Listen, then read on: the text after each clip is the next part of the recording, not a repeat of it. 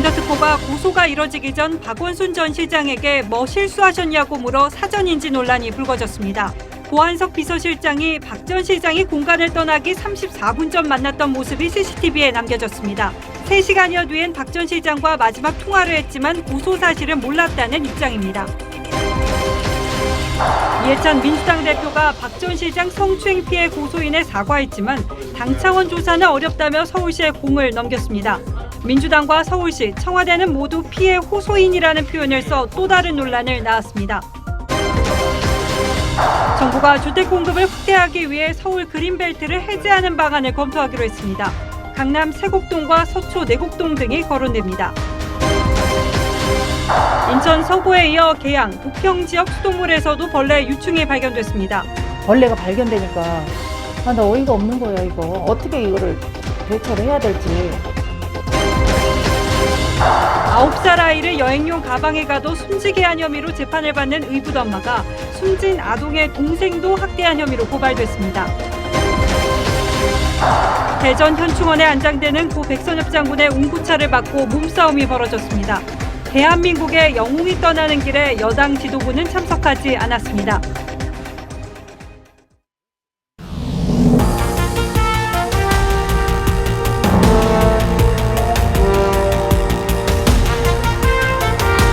여러분 안녕하십니까. 뉴스9의 신동욱입니다. 고 박원순 서울시장의 사망 경위를 수사 중인 경찰이 오늘 고한석 전 비서실장을 불러 조사했습니다. 고 전 실장은 박 시장의 최측근이자 실종 당일 오전에는 공관을 직접 찾아가 박 시장을 만났고 오후 1시 39분 마지막 통화를 한 인물로 알려져 있습니다. 이때 무슨 얘기를 나눴는지가 여러 의문을 관통하는 핵심 열쇠가 될 걸로 보입니다. 오늘은 윤서하 기자가 먼저 보도하겠습니다. 지난 9일 오전 10시 10분 고 박원순 전 시장 공간 앞 골목길에 양복을 입고 뒷짐을 진 남성이 걸어옵니다. 고한석 전 서울시장 비서실장으로 박 전 시장의 최측근입니다. 시장 공간을 방문해 박 전 시장과 대화를 나누고 온 것으로 보입니다. 34분 뒤 박원순 전 시장은 등산 가방을 메고 공간을 나왔습니다. 3시간 반쯤 뒤인 1시 39분, 고 전 실장은 박 전 시장과 마지막으로 통화를 했습니다. 경찰은 박원순 전 시장을 마지막으로 만나고 통화한 고 전 실장을 오늘 오전 소환해 조사했습니다. 경찰은 고 전 실장을 상대로 박 전 시장과 어떤 대화를 나눴는지 집중적으로 물은 것으로 알려졌습니다. 마지막으로 공간에서 어떤 대화 나누셨는지. 그거는 이제 경찰에 다 말씀드렸으니까요. 고 전 실장은 젠더 특보가 박원순 전 시장에게 보고한 사실에 대해서는 몰랐다고 말했습니다. 경찰은 박 전 시장과 함께 근무했던 서울시 비서실 직원 등 시 관계자들을 추가로 불러 조사할 계획입니다. TV조선 윤서합니다. 어제도 집중적으로 보도해드렸습니다만 박 전 시장이 자신이 고소당한 사실을 언제 알았는지 누구로부터 전해 들었는지도 매우 중요한 사실입니다. 그런데 서울시 젠더특보 임순영 씨는 박 전 시장이 고소를 당하기 전 누군가로부터 관련 언지를 받았다고 밝혔습니다. 이 말을 듣고 박 전 시장에게 확인까지 했는데 정확한 답변은 듣지 못했다고 했습니다. 그러니까 박 전 시장 고소를 전후로 이미 여러 움직임이 있었다는 얘기입니다. 임 씨에게 이 말을 전한 사람은 누구였을까요? 권영석 기자가 보도합니다. 지난 8일 오후 3시 임순영 서울시 젠더특보는 고 박원순 서울시장 집무실을 급히 찾았습니다. 외부 인사로부터 박 시장에게 불미스러운 일이 있는 것 같다는 언지를 받은 직후였습니다. 임 씨는 당일 박 시장에게 실수하신 것 있으시냐고 물었고 박 시장은 그게 무슨 소리냐며 한 차례 되묻고는 바빠서 잘 모르겠다고 답변한 것으로 전해졌습니다. 박 시장을 상대로 성추행 혐의 고소장이 제출된 건 이로부터 1시간 반이 지난 오후 4시 반이었습니다. 고소인의 움직임을 사전에 파악하고 있었던 게 아니냐는 의혹이 제기되는 대목입니다. 박 시장은 전현직 구청장들과의 저녁 식사 후 서울시청사로 복귀해 시장 주재 회의를 열었고 다음 날 몸이 좋지 않다는 이유로 출근하지 않았습니다. 고소인 측은 유출 의혹을 강하게 제기했습니다. 서울시장의 지위에 있는 사람에게는 본격적인 수사가 시작되기도 전에 증거 인멸의 기회가 주어진다는 점을 우리는 목도했습니다. 취재진은 임 특보가 피소 직전 관련 사실을 전달받은 경위를 묻기 위해 수차례 연락했지만 답변을 듣지 못했습니다. TV조선 권영석입니다. 자, 이런 가운데 서울시가 진상규명에 나섰습니다. 외부 전문가들이 참여하는 합동조사단을 꾸리겠다고 했습니다. 하지만 구체적인 방안은 제시하지 않았고 강제 조사권이 없는 서울시의 조사가 얼마나 실효성이 있겠느냐는 지적도 있습니다. 그래서 인권위 같은 외부 기관이 진상조사에 나서야 한다는 주장이 많습니다. 신유만 기자가 취재했습니다. 서울시가 박원순 전 시장 성추행 의혹을 밝히기 위해 민관 합동조사단을 꾸리겠다고 밝혔습니다. 외부 전문가가 참여하는 민관 합동조사단을 구성해 철저한 진상규명에 나서겠습니다. 여성단체와 인권 전문가, 법률 전문가 등 민간단체와 전문가를 참여시켜 조사의 객관성과 공정성을 확보하겠다는 겁니다. 하지만 조사단의 규모와 활동 개시 시기 등 구체적인 계획은 밝히지 않았습니다. 여성단체, 인권단체들과 협의를 해서 서로가 납득하는 수준의 어떤 방법과 범위 그리고 폭을 결정하도록 하겠습니다. 오늘 서울시 발표에서 이미 퇴직한 비서실 별정직 공무원 27명 등 박 전 시장 측근들에 대한 조사 방법은 제시되지 않았습니다. 강제 수사권이 없어 조사에 한계가 있을 것이라는 지적에는 민관 합동조사단의 역할로 돌렸습니다. 법률 전문가라든가 또 외부 전문가들이 충분한 어떤 그런 조사에 관한 경험과 지식 그리고 방법 등을 많이 가지신 분들이기 때문에 서울시의 입장 발표 뒤 시민단체 참여연대는 박 전 시장 성추행 피해자 측이 고통을 받은 4년 동안 서울시 내부에 묵인과 비호는 없었는지 철저히 조사해야 한다고 촉구했습니다. TV조선 신유만입니다. 그런데 서울시가 오늘 공식 입장을 내놓으면서 피해 여성을 피해 호소인이라고 지칭해서 논란이 일고 있습니다.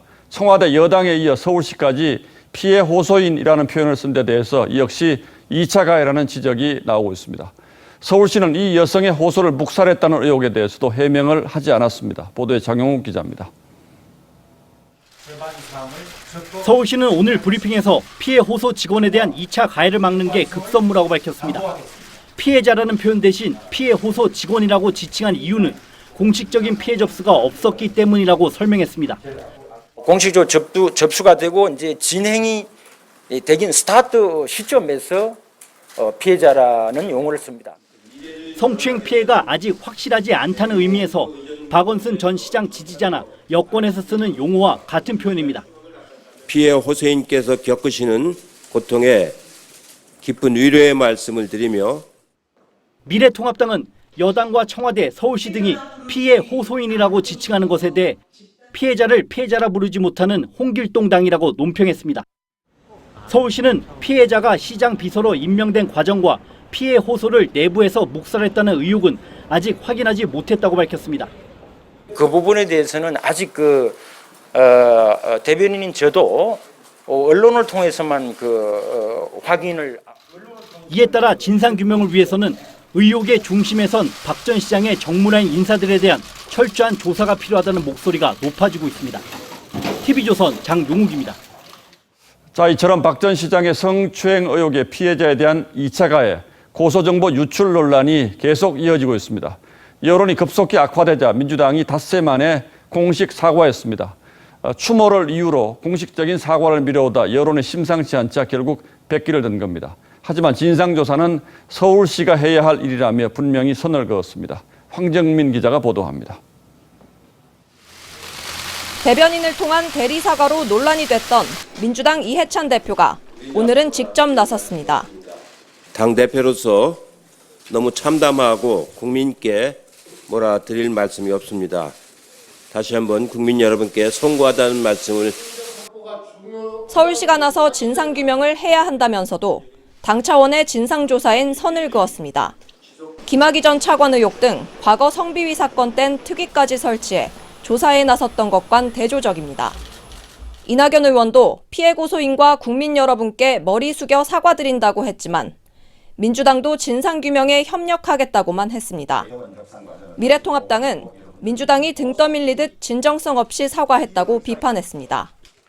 여론에 못 견뎌서 영혼 없이 반성을 한 것 같습니다. 피해 호소인이라고 해서 또다시 2차 가해적인 그런 행동이 나온 점은 민주당은 내일 21대 국회 개원식에 앞서 박 전 시장 사건을 털고 가겠다는 구상이지만 야당은 국정조사와 특검 요구를 통해 진상을 규명하겠다는 각오입니다. TV조선 황정민입니다. 고 박원순 시장의 성추행 혐의는 물론 피소 사실 유출 의혹을 풀 핵심 증거물이 바로 박 시장의 휴대전화입니다.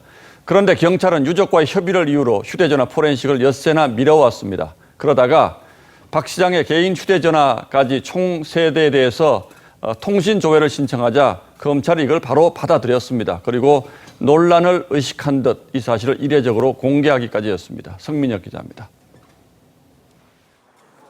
지난 10일 0시 고 박원순 시장 발견 당시 유품 가운데 휴대전화 한 대가 포함돼 있었습니다. 현장에서 가방, 핸드폰, 그리고 소지품 일부가 다 발견이 됐습니다. 아이폰 기종으로 발견 당시 비밀번호로 잠겨져 있었습니다. 박 시장 사망 경위를 수사하는 데 필수적이지만 잠금을 푸는 시도도 없이 서울 성북경찰서에 보관 중입니다. 경찰은 유족과 일정 협의를 마치는 대로 포렌식 수사에 나서겠다고 밝혔습니다. 경찰은 포렌식과 별도로 통신 영장 신청도 예고했지만 변사 관련 내용만 들여다볼 것이라고 강조했습니다. 타살 혐의가 없는지 이런 것만 보는 거지 우리는 뭐 변사 사건 이거 처리하는 거 외모와 관련돼서 한정해서 딱 하는 겁니다. 경찰은 오늘 박 시장 유품인 아이폰 외에 개인 휴대전화 2대까지 통신 조회 영장을 신청해 검찰이 이를 받아들인 사실을 이례적으로 언론에 공개했습니다. 법조계 일각에선 영장 집행도 전에 관련 내용을 예고한 것이나 다름없다는 지적도 나왔습니다. TV조선 성민혁입니다.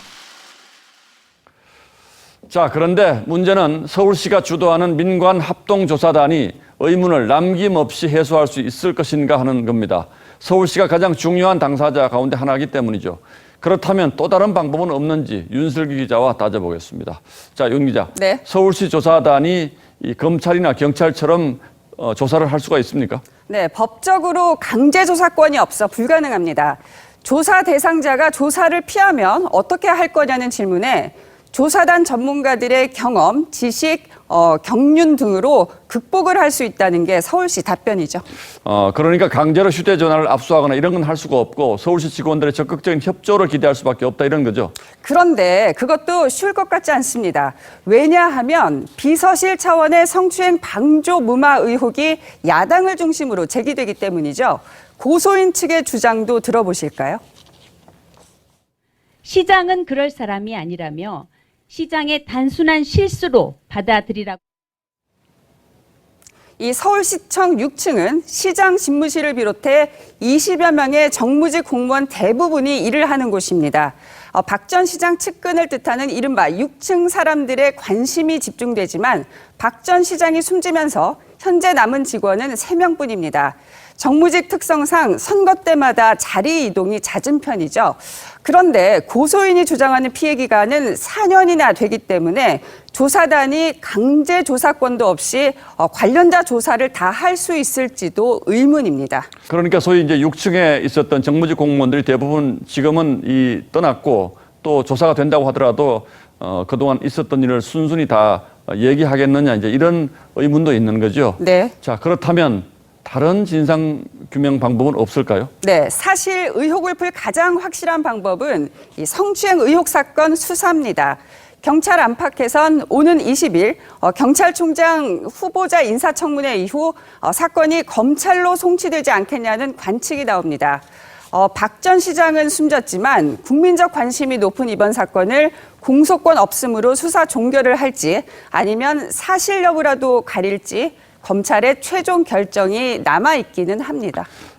현실적으로 피고소인이 숨졌기 때문에 검찰 수사로 이어질 가능성은 뭐 거의 높지 않다고 봐야 되지 않겠습니까? 네, 그렇습니다. 자, 그럼 지금 다른 고소고발건이 있는데 이걸 통해서라도 성추행 의혹을 규명할 수는 없습니까? 가능하다는 게 법조계의 얘기입니다. 박 전 시장 피소 사실 유출 의혹과 관련해 경찰과 청와대 관계자들이 공무상 비밀누설 혐의, 또 서울시 관계자들이 이 고소인을 돕지 않은 직무유기 혐의로 각각 고발이 됐죠. 공무상 비밀, 또 직무의 내용이 뭔지 수사를 해나가다 보면 성추행 의혹의 실체를 규명할 수도 있습니다. 자, 결국 뭐 문제는 의지일 텐데 청와대, 여당, 서울시 어디도 이 사건의 파장이 오래 지속되는 걸 원치는 않을 겁니다. 네. 예, 윤슬기 기자 잘 들었습니다.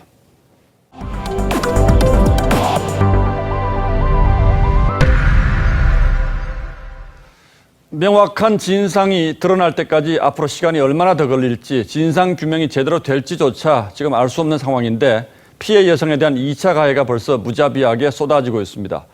박 시장이 여자를 너무 몰라서 이런 일이 생겼다. 예전부터 박 시장은 사랑한다는 말과 함께 포옹을 종종 해왔다는 옹호 논리까지 등장했습니다. 최민식 기자가 취재했습니다.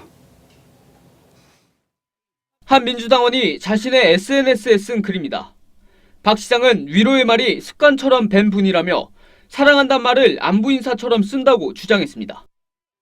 이어 자신의 휴대전화에도 박 시장이 안아주거나 소나트를 하고 있는 사진이 많다며 증거로 내면 되느냐고 되물었습니다.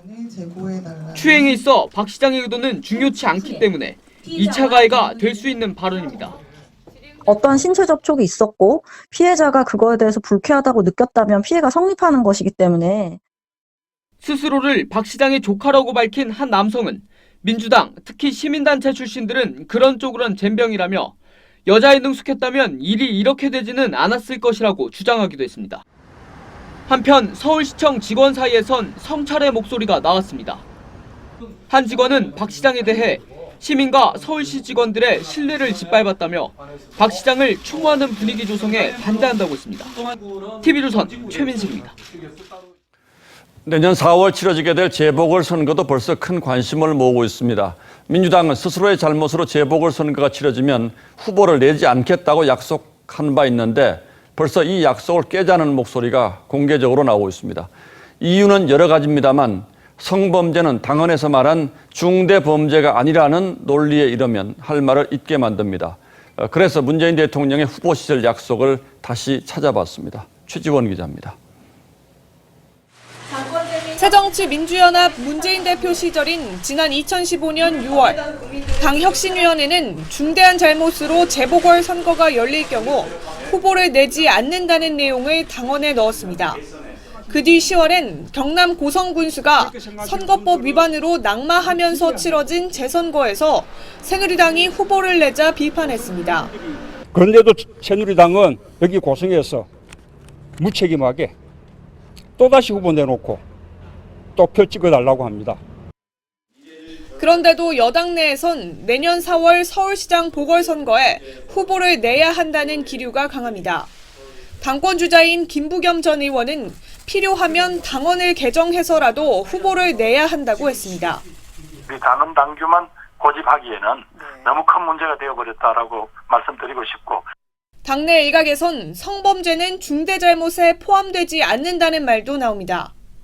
부천서 성고문 사건의 피해자인 민주당 권인숙 의원은 여성 후보를 내야 한다고 주장했습니다. 또 다른 당권 주자인 이낙연 의원은 후보 공천 문제에 말을 아끼고 있습니다.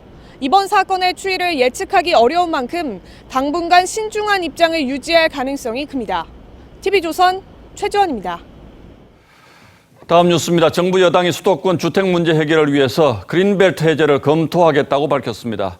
그동안 공급 대책은 도외시한 채 수많은 금융 세금 정책을 냈는데도 약발이 닿지 않자 결국 공급 카드를 꺼내던 겁니다. 그런데 논란이 있습니다. 그린벨트 해제 방안은 그동안 서울시의 반대로 번번이 무산된 바 있는데 박원순 서울시장이 숨지자마자 바로 이 대책이 나왔다는 점입니다. 지선호 기자가 취재했습니다. 오늘 오후 첫 회의를 연 주택공급 확대 TF가 그린벨트 해제 방안을 검토하겠다고 밝혔습니다. 도시 주변 그린벨트의 활용 가능성 여부 등 지금까지 검토되지 않았던 다양한 이슈에 대해서도 진지하게 논의를 해나갈 것입니다. 그동안 보전에 방점을 두었던 그린벨트를 해제해 주택 공급에 활용하겠다는 겁니다. 앞서 정부는 7.10 부동산 대책에서 도심 고밀개발, 3기 신도시 용적률 상향 등 주택 공급을 위한 5가지 기본 방향을 정했지만 그린벨트 해제나 재건축 완화 같은 대규모 주택 공급 방안은 제시하지 않았습니다. 하지만 어제 홍남기 부총리가 필요하다면 그린벨트에 대한 문제도 가능성을 열어놓고 있다고 말하면서 기류 변화가 감지됐습니다. 국토교통부는 오전까지만 해도 그린벨트 해제는 검토 대상도 아니라는 입장이었지만 정부 차원에서 아직 검토하지 않았고요. 비공개로 열린 부동산 당정회의 이후 방향을 선회했습니다. 그런 것들까지 포함을 해서 어쨌든 공급할 수 있는 방안에 대해서 범정부적으로 국토교통부는 실무기획단 회의에서 주택 공급 방안을 구체화해 이르면 이달 안에 발표할 예정입니다. TV조선 지선호입니다. 당정이 그린벨트 해제 카드를 본격적으로 꺼내들면서 과연 어느 지역의 그린벨트가 풀릴 것인가에 관심이 쏠리고 있습니다. 파급 효과나 주택 수급 상황 등을 고려할 때 서울 강남권 그린벨트가 주요 해제 대상이 될 거란 전망이 나오고 있습니다. 권은영 기자가 보도합니다. 서울 양재동의 송동마을. 주변이 보금자리 지구로 지정되면서 2012년 새 아파트들이 들어섰지만 이곳은 개발 제한 구역으로 묶여 외딴 섬처럼 남았습니다. 장도 불편하고 이제 모든 게 다 불편하죠. 뭐 맨날 있는 집만 보고만 있으니까.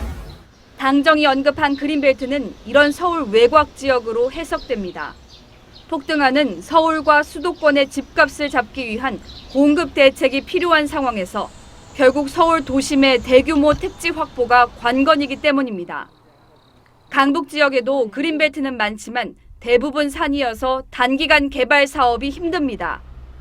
때문에 서초구 내곡동과 강남구 세곡동, 수서역 인근 등 이명박 정부 당시 보금자리 주택을 개발하고 남은 땅들이 우선 거론됩니다. 서울의 개발 제한 구역은 모두 149.13제곱킬로미터, 이 중 서초구가 23.88제곱킬로미터로 가장 넓습니다.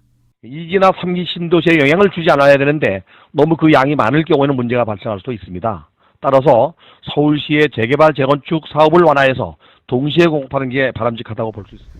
전문가들은 강남권 개발은 토지 보상과 교통대책 수립에 막대한 비용이 소요되고 집값 안정화에 실패할 경우 그린벨트만 훼손했다는 정치적 부담도 안을 수 있다며 신중한 접근이 필요하다고 지적하고 있습니다. TV조선 권은영입니다. 경제는 갈수록 태산입니다. 정부 예산을 쏟아부어 간신히 지켜오던 일자리 위기에 둑이 무너지고 있습니다. 지난달 실업자 수와 실업률이 외환 위기 이후 가장 높게 나타났습니다. 취업자 수도 넉 달 연속으로 줄었습니다. 송병철 기자가 자세한 사정을 살폈습니다. 서울의 한 인력시장. 새벽부터 일감을 기다렸지만 허탕입니다. 한 달의 절반 이상은 실업자 신세입니다.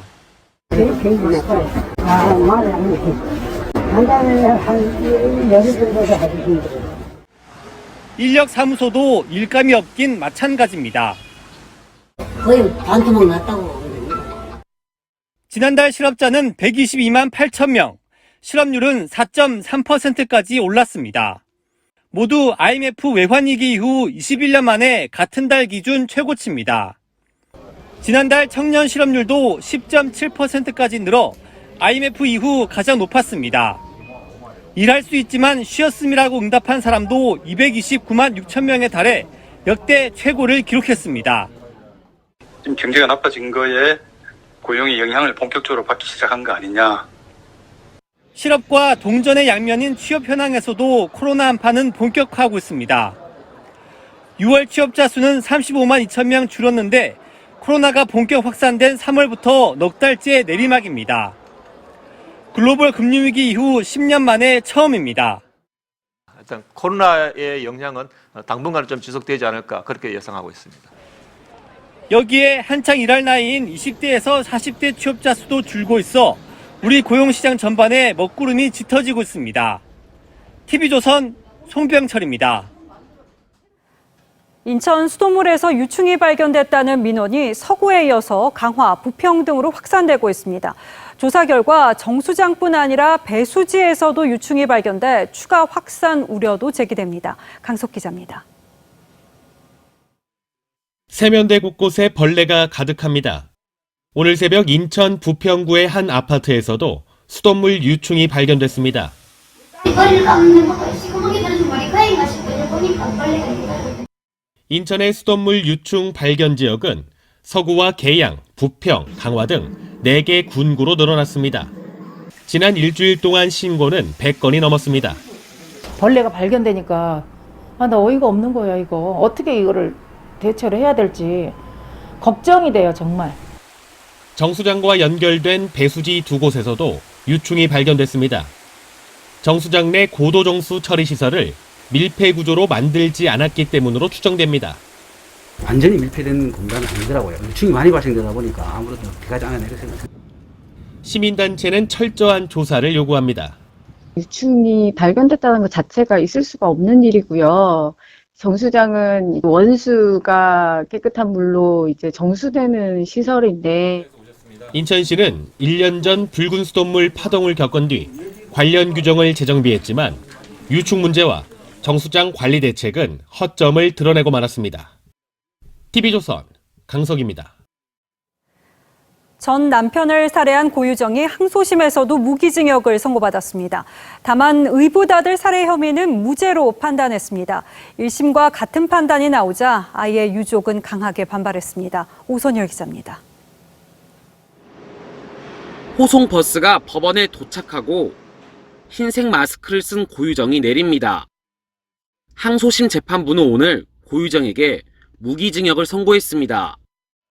재판부는 전 남편 몸에서 수면제 성분이 나왔고 범행 도구를 미리 준비한 점을 인정해 계획적 범죄라고 판단했습니다. 하지만 전 남편 유족 측은 사형이 마땅하다고 주장했습니다. 계획적인 범행이 맞다라고 분명하게 인정했습니다. 사형제 존폐 논란과는 관계없이 법정형에 분명히 사형 판결이 가능하다고 되어 있고요. 고유정의 의붓아들 살해 혐의는 1심에 이어 항소심에서도 무죄 판결이 났습니다. 재판부는 간접 증거만으로 범행을 입증하기엔 부족하다며 검찰의 항소를 기각했습니다. 의붓아들 유족은 무죄 판결이 나자 법정을 뛰쳐나갔습니다. 유족 측은 법의학 등 전문가를 통해 범행을 입증했지만 재판부가 외면했다고 반발했습니다. 납득할 수 없고 이거는 피해자 그리고 유족들을 정말 두 번 울리는 그런 처사라고 생각이 됩니다. 검찰은 오늘 판결문을 검토한 뒤 대법원 상고 여부를 결정할 방침입니다. TV조선 오순열입니다. 아들을 여행 가방에 가둬 숨지게 한 혐의를 받고 있는 의붓 엄마가 이보다 앞서서 숨진 아동의 동생도 학대했다는 주장이 나와 고발당했습니다. 의붓 아들 살해 혐의 재판에서는 혐의를 부인했습니다. 이 내용은 김다로 기자가 전하겠습니다. 9살 의붓 아들을 여행용 가방에 가둬 숨지게 한 엄마 41살 A씨 측은 학대 혐의는 인정하면서도 살인의 고의성은 부인했습니다. A씨 변호인은 가방 위에서 두 발이 떨어질 정도로 심하게 뛰지 않는 등 살해 의도가 없었다고 주장했습니다. 검찰은 이에 맞서 의붓 엄마 A씨의 친자녀들을 증인으로 요청했습니다. 학대를 목격한 아이들이 살인의 고의성을 입증할 진술을 했기 때문입니다. 하지만 변호인 측은 아이들의 심리가 불안정하다는 등의 이유로 거부했고 재판부는 변호인 측이 아이들의 진술 녹화 영상을 먼저 시청한 뒤 증거 인정 여부를 판단하라고 요청했습니다. 9살 아들 학대 살인 사건과 별개로 의붓 엄마 A씨의 또 다른 학대 의혹도 제기됐습니다. 아동보호단체는 오늘 피고인이 숨진 의붓 아들의 친동생도 학대했다고 주장했습니다. 8살인 친동생은 지난 2018년 11월부터 6개월 정도 의붓 엄마 A씨와 지내며 학대를 당한 것으로 알려졌습니다. 많은 체벌과 학대를 당했다고 합니다. 이 아동에 대해서 따로 고발 조치가 되지 않았던 것 같습니다. 아동보호단체 등은 오늘 의붓 엄마 A씨를 검찰에 추가 고발했습니다. TV조선 김다로입니다. 검찰이 채널A 사건의 핵심 당사자인 이모 전 채널A 기자에 대해서 강요 미수 혐의로 구속영장을 청구했습니다. 강요죄도 아니고 강요 미수로 영장이 청구된 데 의문이 이어지는데 이 전 기자 측은 형평성을 잃었다고 반발했습니다. 백연상 기자의 보도입니다. 서울중앙지검이 채널A 전 기자 이모 씨에 대해 적용한 혐의는 강요 미수입니다. 신라젠 의혹을 취재하면서 유시민 이사장의 비리 의혹을 제보하지 않으면 가족에 대한 수사 등 형사상 불이익을 받을 것처럼 이철 전 대표를 협박했다는 겁니다. 이번 영장 청구는 오는 24일로 예정된 검찰 수사 심의위원회를 앞두고 전격적으로 이루어졌습니다. 각계 전문가들의 심사 이전에 법원의 판단을 먼저 받아보겠다는 겁니다. 이 전 기자 측은 검찰의 영장 청구에 반발했습니다. 취재를 유도하고 몰카를 찍은 제보자와 이철 전 대표 그리고 MBC에 대한 수사는 뭉개고 있다고 주장했습니다. 법조계에선 이번 사건의 강요미수 혐의 성립 여부를 두고도 의문이 제기되고 있습니다. 대검은 지난달 이번 건은 혐의가 성립되기 어렵다며 전문수사자문단에 회부한 바 있습니다. 한 판사 출신 교수는 형사사건이 될 수준인지 의문이 가는 상황이라고 했고 판사 출신 한 변호사는 강요죄도 구속된 사례가 드문데 강요 미수 혐의로 구속영장을 청구하는 것은 이례적이라고 말했습니다. 이 씨에 대한 영장실질심사는 17일에 열릴 예정입니다. TV조선 백연상입니다. 추미애 법무장관이 윤석열 총장과 수사 지휘권을 놓고 갈등을 빚었던 이달 초 돌연 휴가를 내고 산사에 머문 적이 있죠. 당시 언론의 취재를 두고 추 장관이 여성 장관에 대한 관음증이라고 표현을 해서 논란입니다. 장관보다는 여성의 방점을 찍은 발언인데 박원순 전 시장 성추행 의혹이 이어지는 시점이기도 해서 이 성추행 의혹의 진실을 밝히라는 비판이 나왔습니다. 이태희 기자입니다. 추미애 법무부 장관이 지난 8일 SNS에 올린 사진입니다.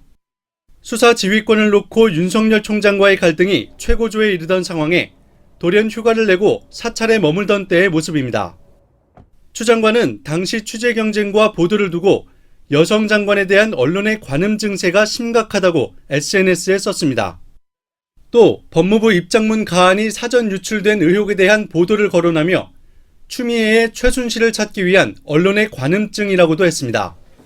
최강욱 열린민주당 대표와 입장문을 사전 조율했다는 의혹을 빗댄 겁니다.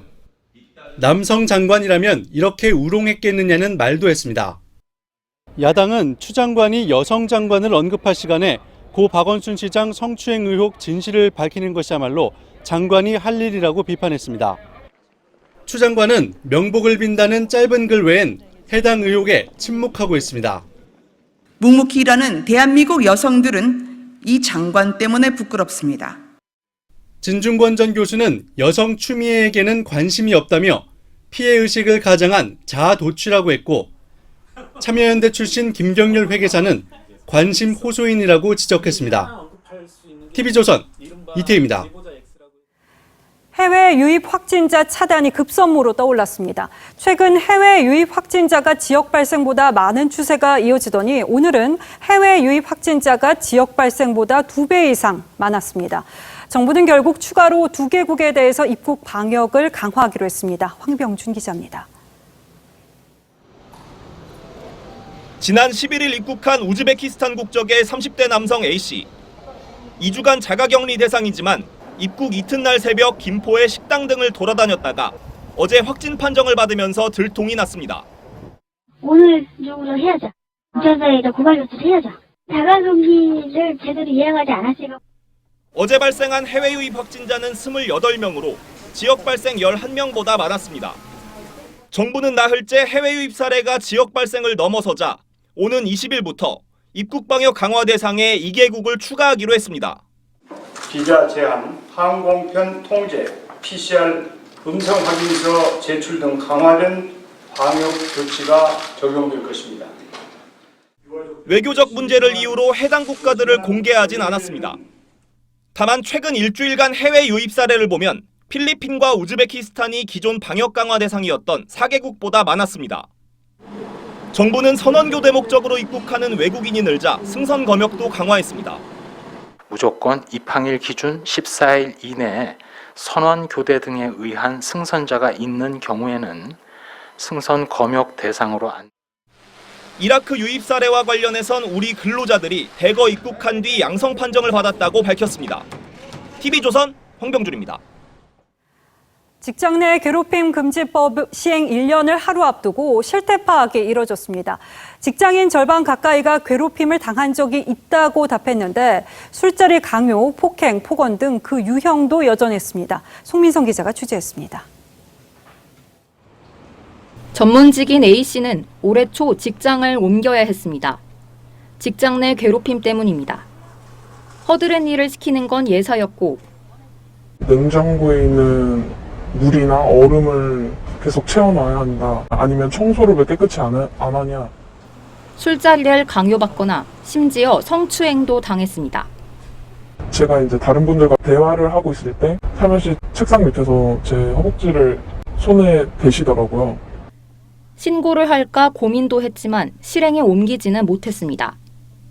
그동안에 저는 계속 일을 다녀야 되는데 또 다른 보복이나 또 다른 괴롭힘이 생길까 봐.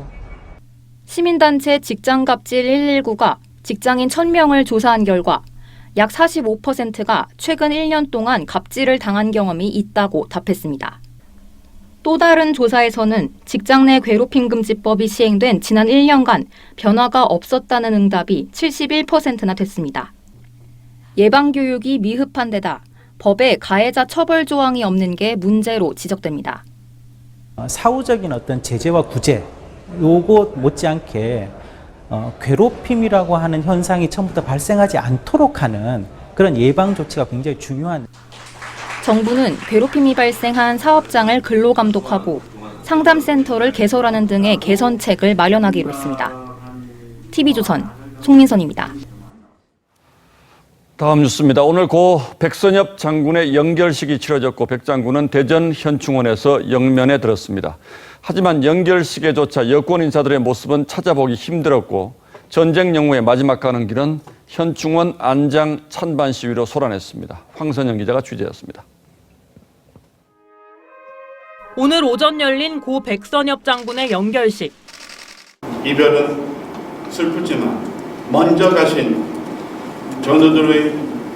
전우들을 다시 만나게 되어 앞줄에 앉은 정치권 인사를 보니 야당 인사가 대부분입니다. 통합당의 김종인 비상대책위원장과 주호영 원내대표 등 당 지도부들이 참석했습니다. 반면 민주당 지도부는 찾아볼 수 없었습니다. 청와대도 국가안보실 김유근 1차장을 대표로 보냈습니다. 영결식 후 대전에서 진행된 안장식에서는 현충원 매장을 두고 찬반단체가 대치했습니다. 현충원 매장을 반대하는 사람들은 피켓을 들고 구호를 외쳤고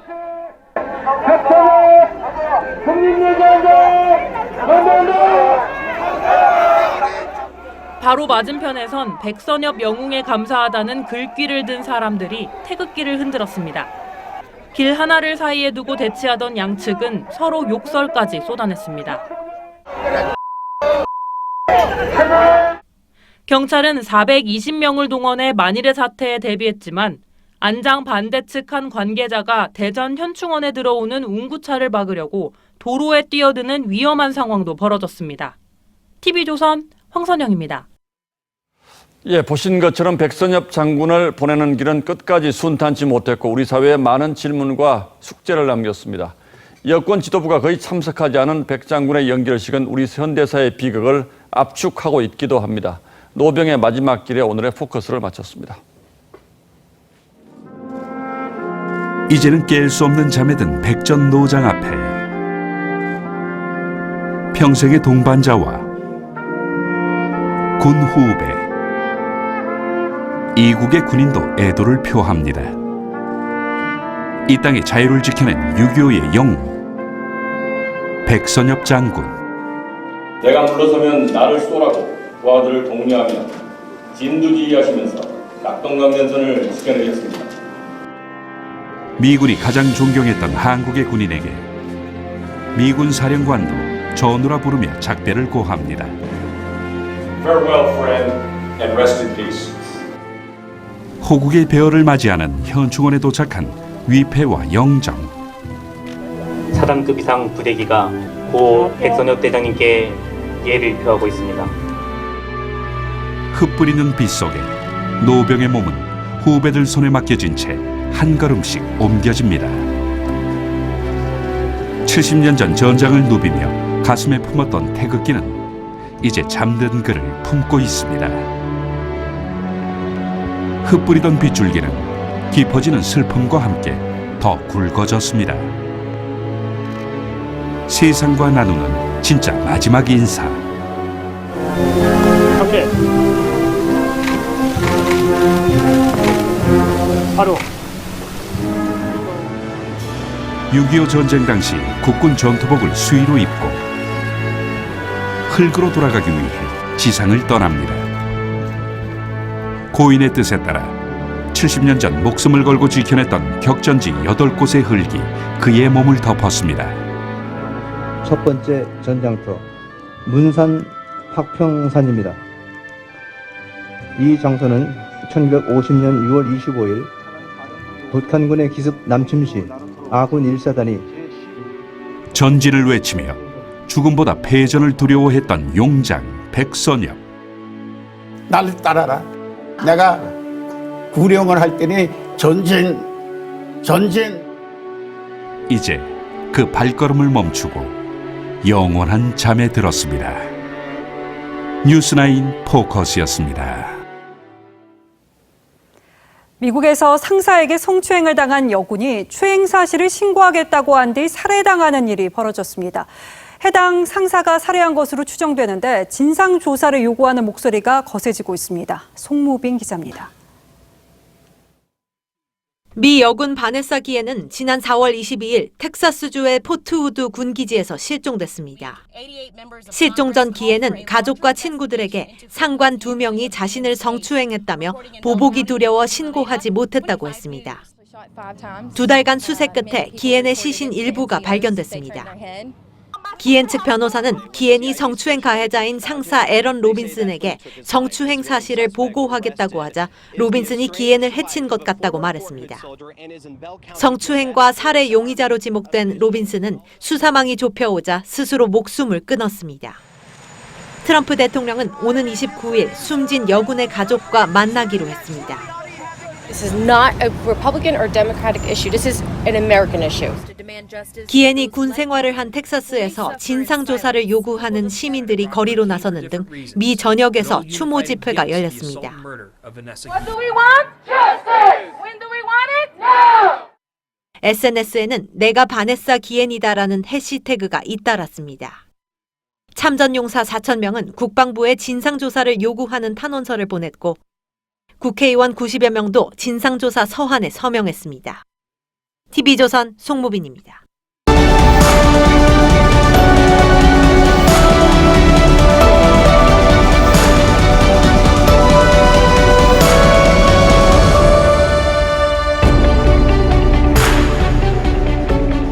지난 2012년 정치에 발을 디딘 도종환 의원에게 화분이 배달됐습니다. 검정 근조 리본이 달린 조화였습니다. 그는 이제 시인 도종환은 죽었다는 의미로 받아들였다고 했습니다.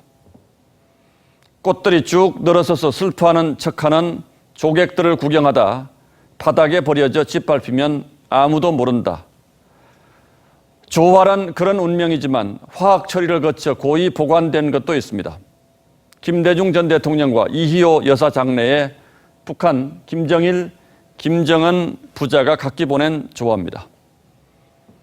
시인은 장례식장 조화에서 권력을 봅니다. 이름표 하나씩 달고 저마다 어색하게 서 있다.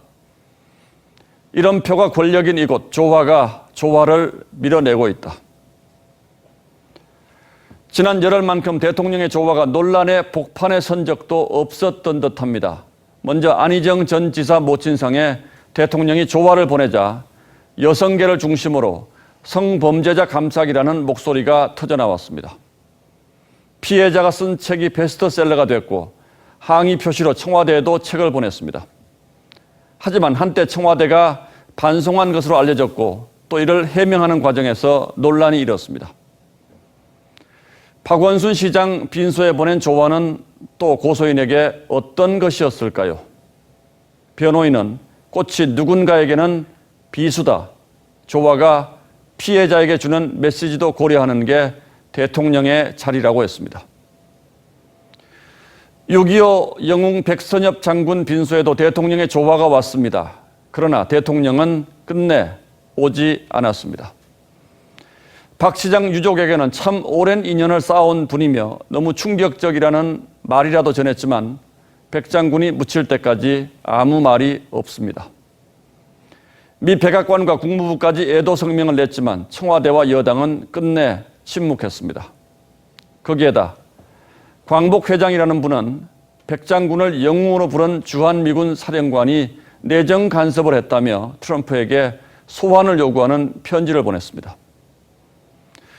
백 장군이 우리 민족 북한을 향해 총을 쏜 공로로 현충원에 묻히느냐는 라디오 진행자의 말에 이르러서는 할 말을 잊습니다.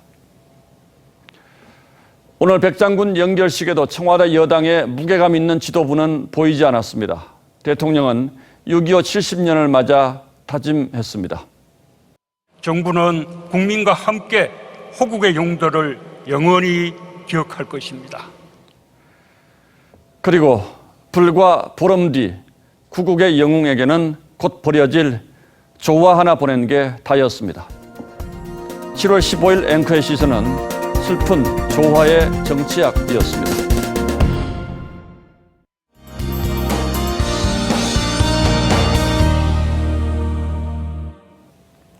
내일은 본격적인 더위가 시작되는 초복입니다. 오늘보다 기온이 올라 덥겠는데요. 그래도 아주 심한 정도는 아닙니다. 대체로 30도를 밑돌겠는데요. 내일 서울의 한낮 기온 30도, 강릉 26도가 되겠고요. 남부 지역은 전주와 대구가 29도를 보이겠습니다. 내일은 따뜻한 보양식도 드시고 건강 챙기시면 좋겠습니다.